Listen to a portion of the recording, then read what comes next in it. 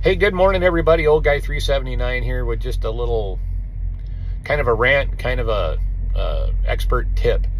So this morning, one of my least favorite places to go because it's always a blindside back and it seems like it's always rainy.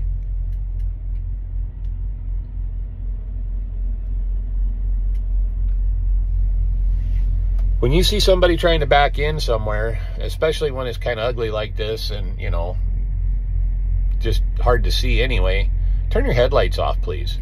I've had 3 trucks here this morning, 2 of them while I was trying to back in with their high beams on, pointed right at me while I was trying to get backed in. It just makes it difficult for everybody. It's not just me. I mean, it's just very discourteous to everybody to do that. I don't know where this comes from, if it's just from laziness or if they were taught that they need to leave their lights on all the time. If you have daytime running lights on your truck, I totally get it, you know, but if you turn your lights off, it dims those lights down to half power. And that's all trucks. It doesn't matter. It's even on cars. So that helps a little bit.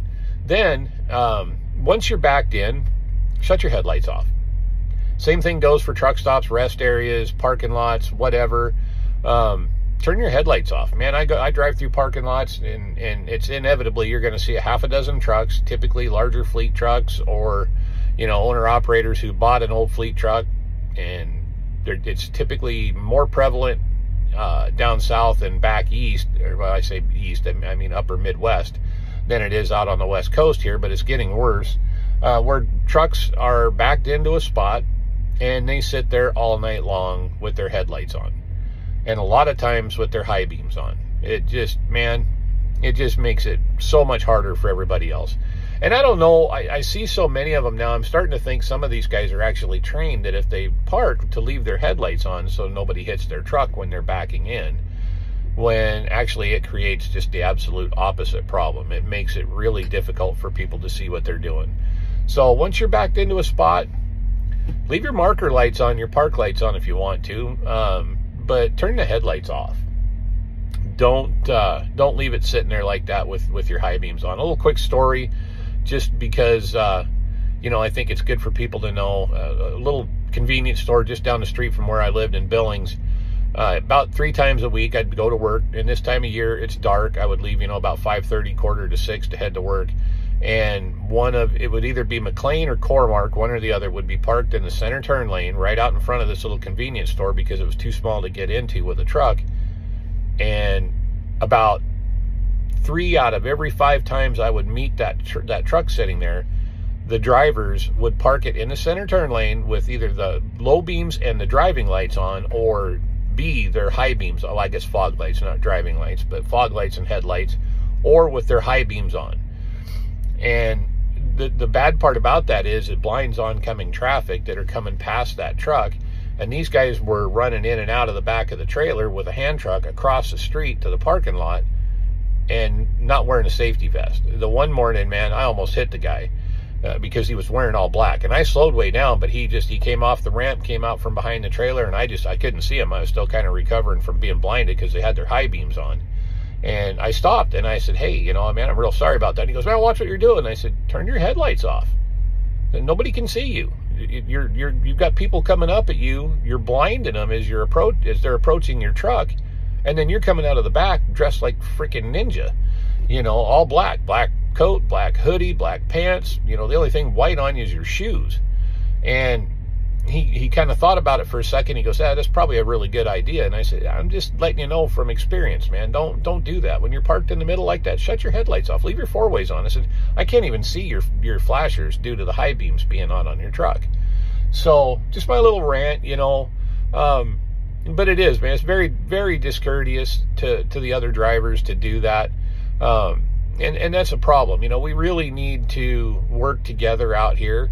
And if we're going to make this industry work and get better instead of getting worse, we need to be considerate of the other guys all the time. And like I said, you know, I mean, like this guy next to me over here, those aren't headlights. Those are those dumb LED driving or daytime running light strips. They're not that bad. But, you know, there's another guy that just pulled out of here down the line that sat there the whole time with his high beams on. And, you know, thank God when I was backing in, he was right here next to me. He was on my left side. And this place you have to blindside in. And if any of you guys have seen my truck and trailer, you know, I don't exactly drive a tiny truck. And it's by choice, you know, and I'm not going to complain. My truck's a giant pain in the ass to back in and out of place, get in and out of places all the time. But that's my problem to deal with, nobody else's. But the fact that he had his high beams on while he was backed into the door, and I'm 90% sure they were high beams, because man, they were shining right straight in my window when I drove by them, and just, you know, enough to burn your retinas out. But yeah, just, you know, it's just courteous, man. Don't do that. Don't do that. It's really discourteous to the other drivers. Anyway, man, that's enough. I've ranted and raved long enough here.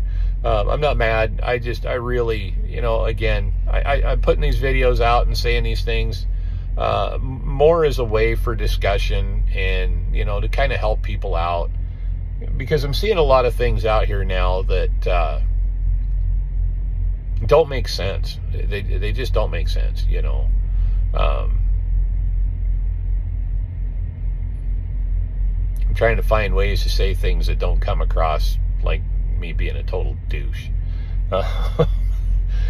You know, I care about this industry. I'm very passionate about it. And if I can do any little thing to help a new guy, or even somebody that's been out here for a while that just never really thought about it, then, man, you know, I've done something good for the day. And same goes with people giving me advice, man. I'm all for it. I go to these places. It's been, I was at Fred Meyer Distribution's Kroger now in Puyallup, Washington yesterday. And that is the first time I have been in Fred Meyer's distribution center since 2001. Probably, yeah, early 2001, maybe even late 2000. I don't know. It was somewhere around there when I quit pulling a reefer the first time I went to pulling a flatbed. And I got in there and I was like, wow, it still looks the same. You know, the guy said, you ever been here before? I said, yeah, about, you know, 20 some years ago. I said, but I don't really know where to go. You know, and he was short and he cut me off. And I'm like, okay, fine, whatever. You know, you're having a rough day. You hate your job. Your life sucks. Maybe your girlfriend left you. I don't know, whatever. You know, so I went in and got checked in and everything and backed in. It was no problem. You know, there's a lot of room in that place when there's not a lot of trucks in there. Unfortunately, at 4 o'clock yesterday morning, there was, you know, very few trucks in there. But, you know, I go into these places and I don't act like I know everything, because I don't. And even though I've been in here once before, you know, when I pulled up to the gate, I let the security guy just be the security guy, and he's really cool. He's I think he's a little slow, but super cool guy, you know. And then the green-haired lady in this place, man, oh my gosh, just sitting over there barking at people for not having their safety vest and things. I think is pretty funny, you know, because that keeps you from being safe if you don't have a safety vest on. And I ran into this here the last time I was here back at the end of November. I didn't have a vest. I didn't think I needed one, quite honestly. And so I got all the security guy never said a word to me. I was like, oh, well, you know, whatever. I go to get my paperwork turned in, and they wouldn't take my paperwork without me having a safety vest on. So I had to go borrow a vest from another driver, come back in, give my paperwork. And then when I was all done, and it was my last stop, I went in to get my paperwork. I didn't have a vest on. Like, we can't give you your paperwork. And I'm like, what do you mean you can't give me my paperwork? Nope, you don't have a safety vest. And I'm like, okay, so I don't have a safety vest on. I'm leaving. You're not going to give me my paperwork. Nope, I can't do it. It's our policy. And I went, you're going to hold me captive because I don't have a safety vest. And they're like, I'm sorry, man, it's not my policy. It's such and such corporation's policy, you know, and Capstone is the one that does all the unloading around here. Like, you have got to be kidding me, man. Seriously, you're going to hold me here until I either, well, go to security. The security guy doesn't have any. You know, if he would have had one and what we would have needed, he would have gave me one at the gate. Or at least offered it to me, you know, I think, maybe, I don't know. Maybe he just assumed I had one. And so anyway, I ended up, I actually ran into another driver that I know here, And he's like, yeah, hang on, let me get my paperwork in there. And then gave me his vest. I went in, got my paperwork, and left. And I'm like, oh my gosh, I'm going to have to go buy a freaking safety vest just so for when I come here. And it just cracks me up, man. I mean, some of the policies are just kind of dumb. I get it. They don't want you getting run over out in the parking lot. You know, wearing a black coat on a dark, rainy night like this isn't really, you know, the best idea. But, you know, it's just funny to me. So 2 things, you know, turn your headlights off, and by God, wear your safety vest when you go somewhere, because they will refuse your load. Because apparently that makes your load less valuable because you don't have a safety vest. So anyway, something kind of serious and something funny. So anyway, drivers, man, hey, I love you, appreciate you, take care, be safe out there, keep the shiny side up, the greasy side down, and we'll catch you on the flip side. Take care, everybody. See ya.